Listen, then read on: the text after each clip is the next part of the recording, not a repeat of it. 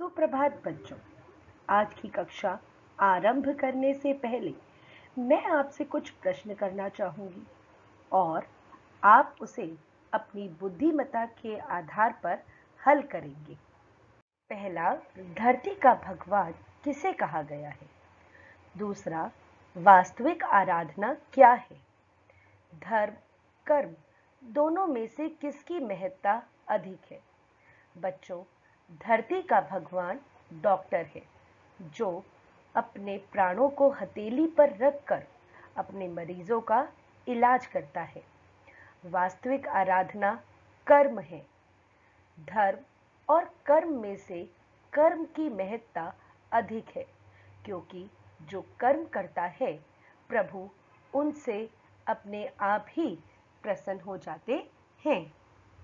आपकी पाठ्य पुस्तक नव भारती का तीसरा अध्याय, जिसका नाम है दो डॉक्टर, उसके विषय में विस्तार पूर्वक पढ़ेंगे। ईश्वर का आशीर्वाद पाने के लिए हम लोग धर्म, कर्म, तीर्थ यात्रा आदि उपाय करते हैं। हमारे जीवन चक्र में अनेक ऐसे अवसर आते हैं जब किसी को हमारी मदद की आवश्यकता होती है और ऐसे समय में हम अवसरों की ओर अपनी आंखें बंद कर लेते हैं। हम ईश्वर भक्ति को अहमियत देते हैं और एक नाटकीय जीवन व्यतीत करते हैं। सच्ची भक्ति क्या है? इसी भाव को अध्याय में विस्तार पूर्वक समझाया गया है। लेखक सुदर्शन जी, जीवन काल 1885 से 1967 तक। बच्चों, सुदर्शन जी उन महान कथनाकारों में से एक थे जिनकी कहानियों में यथार्थवाद और आदर्शवाद का मिश्रण देखने को मिलता था। उनमें छोटी सी छोटी घटना को संवेदनशील ढंग से प्रस्तुत करने की कला थी और सामाजिक बुराइयों को उजागर करने का साहस था। बच्चों, उनकी लेखनी सरल, स्वाभाविक, प्रभावकारी व मुहावरेदार थी। उनकी लिखी हुई मुख्य रचनाएं हार की जीत, सच का सौदा, साइकिल की सवारी और अठन्नी का चोर। बच्चों, उन्होंने बहुत सी कहानियां भी लिखी हैं। उनके द्वारा लिखित गद्य व पद्य रचनाएं भी हिंदी साहित्य में एक अनमोल उपहार की तरह है। आइए अब हम पाठ का सार विस्तार पूर्वक समझते हैं। बच्चों, अध्याय में बताया गया है दो डॉक्टर थे। दोनों एक ही कॉलेज से पढ़ के बाहर निकले थे और दोनों ही एक ही बाजार में जो थे अभ्यास किया करते थे, अर्थात दोनों के चिकित्सालय जो थे वो पास पास थे और लोगों का इलाज किया करते थे। लेकिन उन दोनों डॉक्टर जो थे उनके स्वभाव में जमीन आसमान का फर्क था। यहाँ पर जमीन आसमान के फर्क जो है इसका अर्थ होता है बहुत अधिक स्वभाव में अंतर का होना। यहाँ पर जमीन आसमान का फर्क, बच्चों ये एक मुहावरा है। आपको जो लेखक परिचय में भी बताया गया था कि सुदर्शन जी जो थे वो अपनी जो लेखनी थी उसमें मुहावरों का प्रयोग बहुत अधिक किया करते थे। तो दोनों के स्वभाव में अत्यधिक अंतर था। एक जो डॉक्टर थे उनका नाम था फकीर चंद और दूसरे डॉक्टर थे उनका नाम था अमीर चंद। जहाँ पर फकीर चंद जो थे वो लकीर के फकीर थे। बच्चों, लकीर के फकीर का मतलब है पुरानी परंपराओं को, पुरानी सभ्यताओं को जैसे चली आ रही हैं उनको मानने वाले। तो जो फकीर चंद थे वो बड़े ही पुराने ख्यालातों के थे, जबकि इसके विपरीत अमीर चंद जो थे वो आधुनिक विचारधारा के व्यक्ति थे, अर्थात आजाद ख्यालों के व्यक्ति थे। लेकिन इतना अधिक अंतर होने के बावजूद भी दोनों में बड़ी गहरी मित्रता थी और उनके स्वभाव में बिल्कुल अंतर होने के कारण लेखक कहते हैं कि इन दोनों का मेल तो ऐसा लगता था जैसे कि आग और पानी का मेल। वास्तविकता तो ये होती है कि आग और पानी का कभी भी मेल नहीं होता। लेकिन इन दोनों मित्रों में, जो कि पेशे से तो डॉक्टर थे, लेकिन स्वभाव में बिल्कुल अलग थे, दोनों की सोच अलग थी, लेकिन फिर भी ये दोनों घनिष्ठ मित्र थे। एक दिन फकीर चंद जो थे, उन्होंने अमीर चंद से अपने मन की कुछ बात कही और बड़े ही प्रेम से कहा, क्या आप मेरी ये बात मानेंगे? अमीर चंद ने कहा, क्यों नहीं मानेंगे, आप अपनी बात मेरे आगे रखिए तो सही। बच्चों, फकीर चंद ने अपने दोस्त को कहा कि ना तो तुम कभी मंदिर गए हो, ना कभी मस्जिद गए हो, और ना ही कभी गुरुद्वारे गए हो। यहाँ तक कि मैंने तुम्हें कभी भी प्रभु की आराधना करते हुए भी नहीं देखा। बच्चों, यहाँ पर आराधना का मतलब है प्रभु की भक्ति करना। तो मैंने कभी भी तुम्हें प्रभु की भक्ति करते हुए नहीं देखा। और कल जो है वो अष्टमी का दिन है, कल तुम्हें आराधना करनी होगी। बताओ, करोगे ना? अर्थात कल तुम्हें प्रभु की पूरा दिन भक्ति करनी होगी। और जोर देते हुए कहा कि तुम मेरी बात जरूर मानोगे ना? अमीर चंद ने कहा, अब मेरा मना करने का कोई लाभ भी नहीं है, क्योंकि मेरे मित्र होने के कारण तुमने बड़े ही प्रेम से ये बात कही है।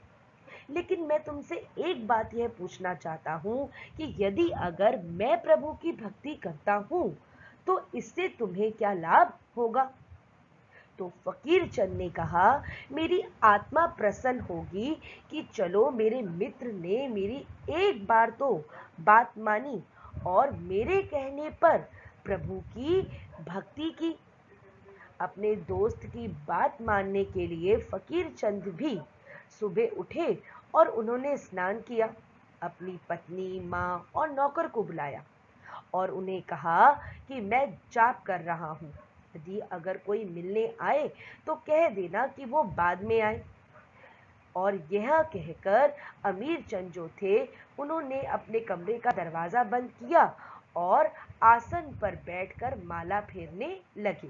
अर्थात एक छोटी सी चटाई बिछा ली और उस पर प्रभु की भक्ति करने लगे। बच्चों, अमीर चंद को अभी कुछ ही समय हुआ था कि वे कमरे में जाकर माला फेर रहे थे। तभी अचानक जो सड़क साफ करने वाला जो कर्मचारी था, जिसका नाम माधी था, वो एकाएक का मतलब अचानक वहां पर आया और वो बहुत ही घबराया हुआ था। वह इतना घबराया हुआ था कि उसके मुंह से एक शब्द भी नहीं निकल रहा था।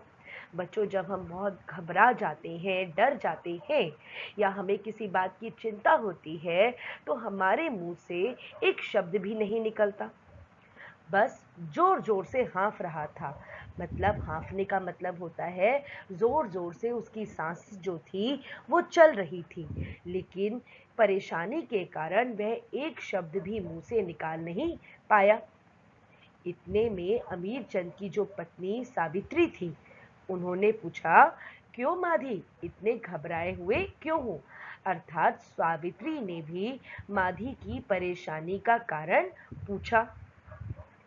बच्चों, सावित्री के प्रश्न करने पर माधी ने दोनों हाथों से सलाम करते हुए सावित्री को कहा। बच्चों, यहाँ पर सलाम का मतलब है हाथ जोड़कर नमस्कार करना। तो उन्होंने कहा कि छोटू को न जाने क्या हो गया है, रात को ठीक ठाक सोया था, आज उठकर देखा तो बेहोश पड़ा है। पहले दूसरे डॉक्टर के यहाँ गया था, वहां वह पूजा कर रहे थे, उन्होंने कह दिया कि मैं अभी पूजा किए बिना मकान से बाहर ना निकलूंगा। लाख मिन्नत खुशामतें की, पर उन्होंने एक ना सुनी। अब यहाँ बड़ी उम्मीद लेकर आया हूँ, डॉक्टर साहब कहाँ हैं? अर्थात जो माधी जो था, उनका जो बेटा छोटू था, उसको ना जाने क्या हो गया था। माधी कहता है कि रात को बिल्कुल ठीक ठाक जो था वो छोटू सोया था, लेकिन जब उसको सुबह देखा गया तो वो बिल्कुल ही बेहोश था, अर्थात अचेतन पड़ा हुआ था। अब पहले डॉक्टर के पास गया तो उन्होंने कहा कि अभी मैं पूजा कर रहा हूँ और साफ मना कर दिया कि मैं अभी बिना पूजा किए हुए कमरे से बाहर नहीं निकलूंगा, अपने घर से बाहर नहीं निकलूंगा। तो माझी ने कहा कि मैंने उनकी बड़ी विनती करी, उनके आगे गिड़गिड़ाया भी सही, लेकिन उन्होंने उनकी एक बात भी नहीं सुनी। और अब मैं बड़ी उम्मीद लेकर, बड़ी आशा लेकर आपके पास आया हूँ। तो मुझे डॉक्टर साहब से शीघ्र अतिशीघ्र मिलना है। सावित्री कमरे की तरफ इशारा करते हुए बोली, जरा धीरे बोल, माला फेर रहे हैं। अब तो डॉक्टर साहब से आशा है। माँ जी, आप जरा कह दें तो पहले देखाएं, देर करने पर कुछ खराबी ना हो जाए। यहाँ पर पहले सावित्री ने माझी को कहा कि भाई तू थोड़ा धीरे बोल, क्योंकि इस वक्त जो डॉक्टर साहब हैं वो भी माला फेर रहे हैं, अर्थात पूजा कर रहे हैं। तो माधी जो था वो बड़ा ही घबराया हुआ था। उसने दोबारा से सावित्री को विनती करते हुए कहा कि माला तो बाद में भी फेरी जा सकती है। क्या पहले अभी जाकर डॉक्टर साहब मेरे बेटे को देख सकते हैं? क्योंकि यदि अगर देरी की तो कुछ भी हानि जो है वो छोटू के साथ हो सकती है। तुम बैठो, माला फेर कर निकले तो ले जाना। यह कहकर सावित्री अंदर चली गई। माधी धूप में बैठ गया और इंतजार करने लगा। उसकी आंखें दरवाजे पर जमी थी। दरवाजे पर जमी होने का मतलब है टकटकी लगाकर एक ही तरफ इंतजार वो कर रहा था। दरवाजे पर लगी का मतलब है इंतजार करना। अब बच्चों, जो सावित्री थी उसने भी अपना पल्ला झाड़ते हुए माधी की बात पर इतना गौर ना करते हुए उसने कहा कि अभी तो वो माला फेर रहे हैं, जब आ जाएंगे तुम अपने साथ उन्हें ले जाना। बेचारा माधी क्या करता, वह एक टक लगाकर दरवाजे की ओर देखने लगा, अर्थात डॉक्टर साहब का इंतजार करने लगा।